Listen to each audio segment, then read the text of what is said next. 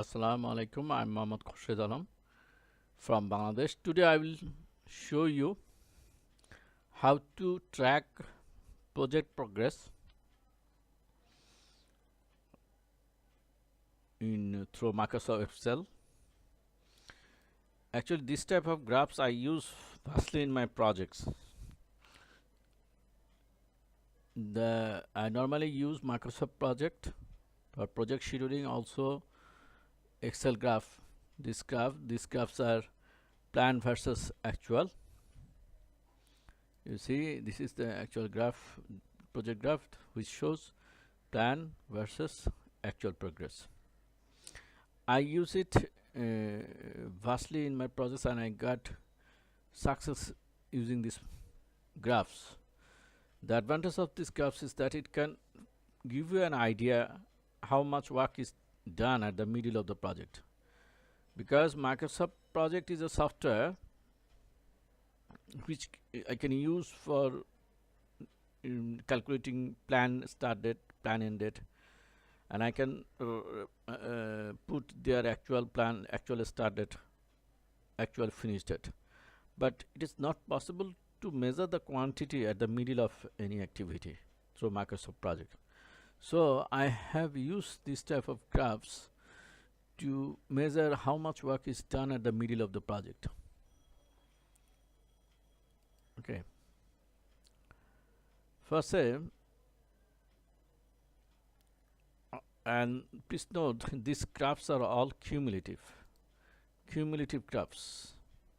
The advantage of a cumulative graph is that these are all cumulative figures. In each week I use cumulative figures, because the cumulative graph is always, it will always go up. Okay, so if I use activity of each week, then it will be a zigzag graph. But if I sum up consecutive weeks, then the graph will always go up. Actually, I use the concept of cricket match.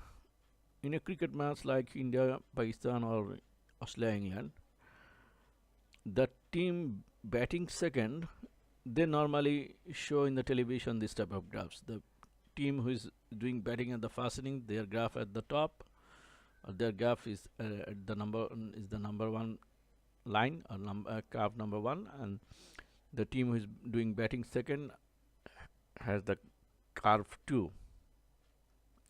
So planner, these are the plan actual works each week. I did not use it in the graph. Now what I use the graph, I use the cumulative one. The first week the work quantity was 10 kilometer per se. Second week the work quantity was 12 kilometer. The second week the cumulative work is 10 plus 12, 22. Similarly, third week the work was 11 kilometer. The cumulative one was 22 plus 11, 33. So I use similarly, actually it's like this, similarly fiber blowing, similarly actually, actually it is possible from the, it will come from the actual work for each week. For the plan portion, you can imagine from your experience. You can put the value from your experience and from your judgment. First, say, if any case it is not possible for you to use your judgment, or you are not that sure about the figures, what I do in that case, I goes for a stateway linear graph, state line. Say for say total fiber laying work is X kilometer, total number of weeks is Y. I consider some buffer week. Buffer week means for say 30 July is the deadline of the project. So say I will try to finish it within 20 July. If the condition is difficult, or I find there will be problem, then I consider 10 July, because I will not go to plan considering 30 July, the deadline, as I will not include in the plan. I will put some days buffer or extra to finish the project. earlier. I will try to finish the project earlier. Make a plan like this. So I keep a buffer week 1. So the work per week will be x divided by y minus 1. If I use this, then it will be a straight line. The plan will be a straight line. But the actual will not be straight line, definitely. It will be something. It will be, the actual work will also go up as I'm summing, adding up is consecutive, but it will be in a zigzag fashion, not like this. So you see, at this stage, I mean 20 July, the 1st July, the gap between plan and actual is too high. Reasonable gap is there. Let's go to 1st July. What is in the 1st July? Let's consider 2nd July. The plan is 120 and actual is 94 kilometer.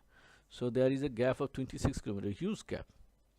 So what you need to do at the middle when you are finding that gap is going very high, I am not going to meet the deadline. In that stage, what you have to do, what I'll do, I will increase manpower or increase machine, blowing machine, HDD machine, or splicer, so that the project, so that the speed goes up, and I can meet at the end. I can touch the 170 mark.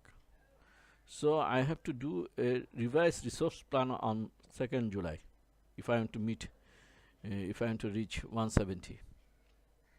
Okay, first I want to reach 170 at this stage.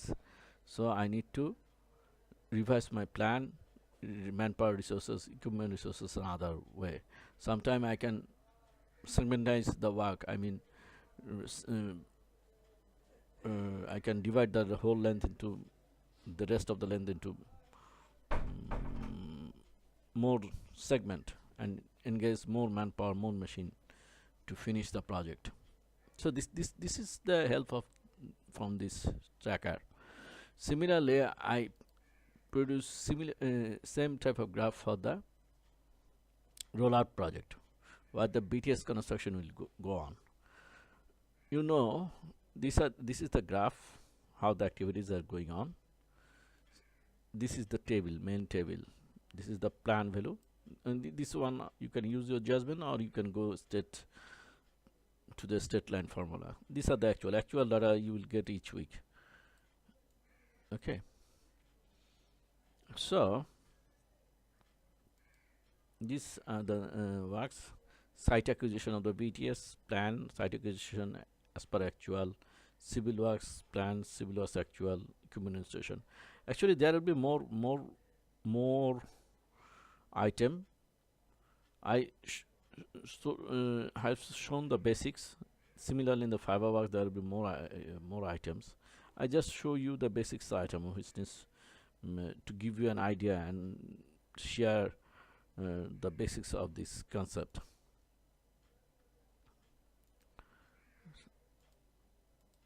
I use a summary table. Yes, I have a database where I have site serial number, site acquisition, zone, district, lot of things. Everything is there. Civil works contractor, PO number. This is a full database for the various work. But when I send report to the management or on I plan to visualize the project by myself, I use the key activities. Because in the BTS, these are the main key activities: site acquisition, civil works, power connection, equipment installation, commissioning, PAC, FSA. So what is the result in these columns? I try to follow that one, because I can do lot of micro or macro activity in the rollout projects, but what is the progress in each week in the major activities or milestones? These are milestones basically of the Microsoft project. So what is the progress of this milestone is very important, and I need to visualize this thing.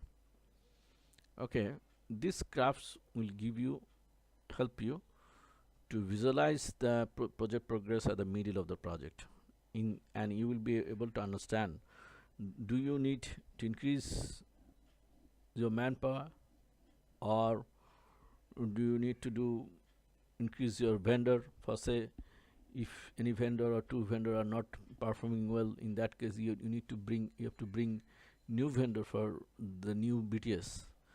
Or some reason, if a vendor become overloaded with the number of BTS, then you have to go for another vendor. You may pick another vendor so that the workload can be distributed and project progress can be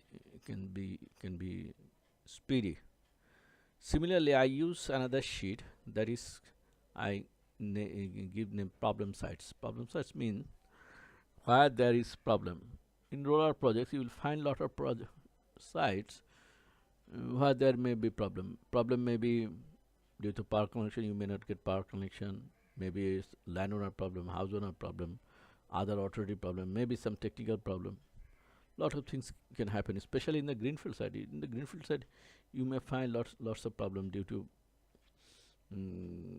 the soil excavation. Maybe surrounding people may disturb. Maybe some problem. Actually, greenfield sites are difficult to sometimes become maybe difficult. It takes longer time. Comparatively, problems are less in the rooftop site. However, if I found any problem site, then I use a separate sheet. Why I use this one? Because for say you have a PO that has PO work order that has 200 sites. You finish 199 site, you get stuck to one site. You cannot finish one site. So in the PO, if there is a payment on that, you will get 80% money when the whole work is finished. Whole project is finished or whole project handover is given. If this type of payment terms is there, then you will face problem because all your sites are done, but due to one site, your 80% payment had got blocked. So I keep a special focus on problem sites because at the end of the day, this may govern my project deadline. So if I write site ID here, plan finish date, problems, reason of the problem, expected solution, responsible person, expected deadline remarks. If there are 2-3 problems, then I mark the cell, the site name, site ID or site name, and list down 1, 2, 3. So I write down the reason of the problem, expected solution, and assign someone to solve the problem and give him a expected solution date so that I can meet the plan finish date. So this is I do, and I got huge help when I was doing fiber project and rollout project by using Microsoft project parallelly this type of graphs. Thank you very much for watching this video. Please hit like, comments, and subscribe to my channel for new videos, and send your comments to me. If you have any suggestion, you can share with me. This is my email address. You will find me, you will get me in this email. If you have any query, you can send it to me. Okay, bd_byron 110@yahoo.com. This is my email address. If you have any query or suggestion, you can write down or you can send me email. Thank you very much for watching this video.